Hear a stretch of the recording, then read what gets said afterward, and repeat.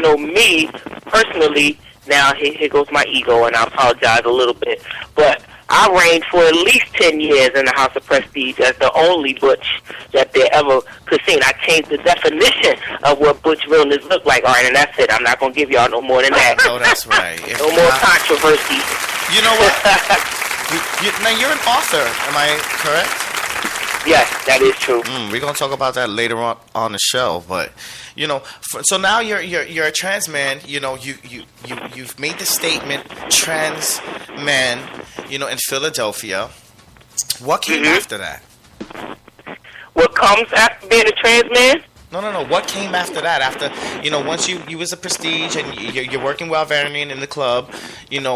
What were some of the things that you were doing in the community? Oh wow! Now we're gonna go. If you Alvernian, here we go again with how detrimental he is. Alvernian was the first house to work with the community service organizations in Philadelphia. We started our partnership with Unity Incorporated back in the early '90s. We had staff members. They were the first organization to hire trans people.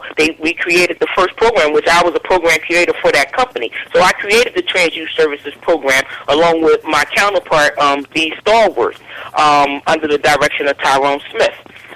We run all kinds of. We sat in on the liaison, first mayor liaison to represent Harry Benjamin's Standards of Care in Philadelphia. We did Teach and Respect for All with the GLSEN National Education Committee.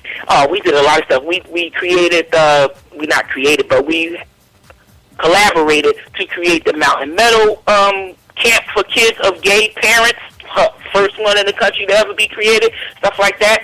Yeah, we did a lot of important things in the community as staff members or just activists. The House of Prestige has contributed greatly to the community service organizations in Philadelphia and social service agencies around the Tri-State area.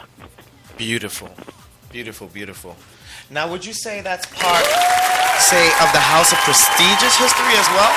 Or you want to give Definitely, because we initiated it. Right. And then we went on to, I am a Prestige. I created a lot of the programs, going into the clubs. We had the Midnight Cowboy project was a part of Galay. But they also, after Unity Incorporated, service the African American community. Galay serviced the Latino community. But as far as getting condoms out into the clubs, the Midnight Cowboy project was doing it outside. We did it inside. We started putting the condoms inside the club, having our outreach workers go inside the club, because wait until they came out, half of the damage was being done already. When you're talking about fighting AIDS and you fighting promiscuous sex and things like that, if you wait till they come out the club, half of the damage is done. So you got to get them on the inside. Y'all know how we are. Stop playing. Okay. Y'all know how we are or how we were back during the time when these type of programs were necessary. Now we're having meetings, and the House of Prestige is still detrimental in creating programs and collaborating with various agencies to do even more things. That's why I wrote this book. We're tackling other areas now. It's not just about stopping HIV. The education is out there. We have to follow through with the behavior. But the behavior isn't going to change if the mind doesn't change. Your body is not going to do anything unless your mind tells it to do something. So we have to start working on our minds. We have to start educating our community, re-educating our community, and we have to start breaking down the lie, which is my personal passion, breaking down the lie that these religious institutions tell us, which is God doesn't love us. That is a total, complete lie. No matter what we do, no matter how low we sink, no matter what we had to do, because prostitution, crime, and all of that is a part of the transgender lifestyle. Not just us, but we're most prevalent sex workers and things of that nature. So all of those degrading things that we have to do, we don't have to do that anymore. We don't. You understand what I'm saying? But we have to change our mind. And we got to change our mind. We have to change our spirit, and our behavior will change. That's just how it's going to go down. I know that's right. If I could interject. Go ahead. If that would be okay on that particular... No problem. Go ahead. Just speak up. Just speak up. Yes. Is that better? Better. Yes. Okay. I was raised in a Christian home, and I've always found it somewhat humorous that the Christian or Islamic or religious standpoint, period, right? Right. Is to separate and divide. When really, if you go into the Bible, specifically, it discusses love, right? Mm-hmm. It discusses we all have fallen short, all of us, right? Right. But we want to highlight sins that you can see, right? Because as a straight woman, I can hide my sin, right? Wow. And that makes mine okay. But as a gay man or a gay woman, you can't hide yours, right? Right. When it's really about love. And that's what the Bible teaches, if you really want to go into it. 1 Corinthians tells us that without love, you have nothing. So we can all feel how we want about the sin, and we can all call all of these things out. But it's about loving the person in spite of their choices. My choices, your choices, his choices, anybody's choices. It's Right. loving in spite of. Wow. Powerful. Hallelujah. You know, and that could be in any scenario, you know, such as, you know, maybe a husband cheating on his wife, per se. Well, right, or a wife cheating on her husband. Right, or vice versa. And then later on, Yes. you know, they're experiencing this and learning to grow and love even more and become closer and fix the situation and move on and become a stronger, tighter team. You know, Yes. just like, you know, when you're playing sports, just because, you know, you didn't win the game didn't mean you weren't good. Right. Exactly. And that's exactly right.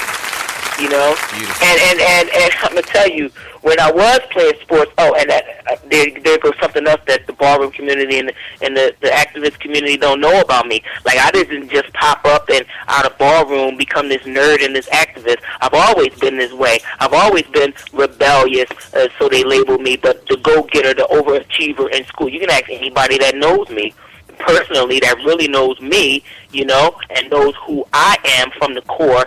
They'll be able to tell you. It's always been like that. So when I did play basketball and, you know, was a champion for a couple of these high schools and parochials and public schools, anyway, but when I did all of those things, it was a competitive edge. It was because everybody kept telling me I couldn't. That's the plight that a lot of us go through. It's not like it is now. We didn't have the support that's out there for the community that it is today. So every day was a struggle. We didn't have parents that, you know, I'm going to allow my child to dress, you know, in the opposite sex and go to school, and I'm going to support them. We didn't have that.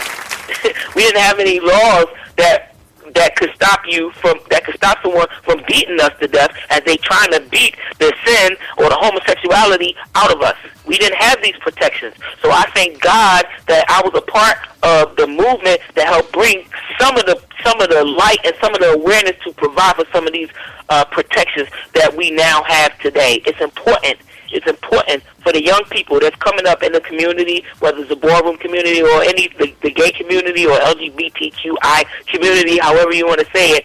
It's important that they know their history. They didn't come from just nothing. A lot of people sacrifice a lot in order for these things to come to fruition. So, you know, we have to understand who we are, educate ourselves, and stand up proud. We have a proud tradition. I'll take it back to the Bible if you want me to, but then I'm going to really get into some trouble. So I ain't trying to do all that. Yeah. We're going to move on to the next topic real quick. Mm-hmm. I want to talk about testosterone therapy. Mm-hmm. Give me a little info on that. For those who are tuning in, please educate us. Well, when it comes to testosterone, I'm going to tell you this. I had a brief experimentation with testosterone because I was told and believed, as I was misguided, that I needed to take it.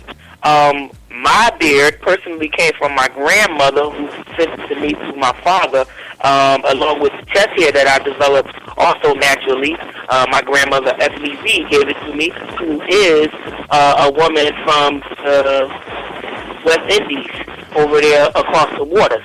So, because that's genetically a part of my body, I didn't really have to take hormones. Hormones turned me, who is an already aggressive person, into an obnoxiously violent and aggressive person. I didn't have a good experience taking hormones for the, 4 months that I took it. It turned me into someone who was extremely violent. I already have a bad temper, and those hormones made it worse. Anybody who knows me know I'm really not a kind person, or I didn't used to be. I've changed, but so I can't talk to you much about the benefits of hormone therapy because I only experimented with it for 4 months, and the side effects were so negative for me that I ceased and desist to use stuff. Wow. I'm not knocking it. No, thank you so much. I'm not knocking it. For giving us your basic, experience with this situation, because there's a lot of us out there who experience, some kind of hormone therapy, whether it was black market or through, MD procedure. Well, see, that's the thing, Izzy. I mean, if you just indulge me for one moment, because we do get into these things and we don't know the side effects. Like, if you don't know your own health, how do you know about taking a black market hormone? It's unnecessary. Hormones are very cheap right now, but you still have to worry about the damage that it does to your liver, the kind of moves that it does to you. If you have crazy sweat glands like I do naturally, like, it's going to increase all of that. Yes, your voice is going to get deeper, but you're going to get acne and stuff all over your body. You're going to smell kind of musty all the time. It does things to you that I just found negative. Other people might like it, and if they need it, more power to you. God put it there for you to use it. Use it. But I personally don't need it. Hallelujah. I know that's right. You know what? Who Because want to suppress the pressure of having to use hormone therapy? Well, I mean, if you want to succumb to pressure, I mean, that's just peer pressure. I mean, that's a valid point. You have a valid point. A lot of times what happens is people feel pressured to be more feminine. If you're a transgendered woman and you want to be at the height of what people consider feminine, let's discuss this. Like, even on the ballroom pages, if you post a picture of a woman, a transgendered woman, who we haven't decided is feminine enough, we talk about her. If you post a picture of a transgendered man who isn't masculine enough, we talk about him. So there is pressure even within the community of the ballroom to do something to alter or make yourself more of what we've decided should be the look. Right. A lot of people succumb to that. Right. Yep. Especially in the ballroom community. Yeah, that's just like Larry was saying earlier. It's so much politics in ballroom now that it's not even fun anymore to me, which is why I don't walk anymore. I retired walking from bars as a blondie, but that's why I can't even walk anymore. It's not fun, and then they lump everybody all in one category together. There's a big difference. There was a huge honor for me personally. There was a huge honor for me to have that butch versus butch queen category as far as realness was concerned. It was a huge honor for me to walk up against Ebony Dre or Man or Andre Gotti. It was a privilege for me and an honor for me to walk up to them and hold my own naturally. That was a privilege back in the day. But now they've lumped the butchers, the trans men, the aggressive femmes, everything is all lumped in together. And we're not even talking about the hierarchy that the ballroom community had, which is just so ridiculous. We're supposed to be separate from mainstream society, yet we wound up mimicking the very oppressive nature and characteristics that they put on us. We're doing it to ourselves. Right. Like, I don't understand it. It's crazy. I'm gonna be quiet. I'm be quiet. Oh, man. We don't have opinions, Izzy. Right. We don't have no opinion. Right. We don't have any. I definitely can relate. But we're on the air, so we're gonna bring it to a medium. Like we're gonna stay here and we're just gonna talk about it and figure it out. But let's put that on hold real quick. I have a little more tea brewing in the back that I wanted to bring out and try. Let's taste this new topic. Let's talk about breast removals. Talk about what? Breast removal. Oh, breast removal. Yeah. Yes. Yeah. Okay. How? Because there's a lot of young children and you know what I'm talking about, who now you got to understand, we didn't have these things, these options. Like you said, we don't have no opinions. We didn't have these options back then, but now we do for the future generation. You know,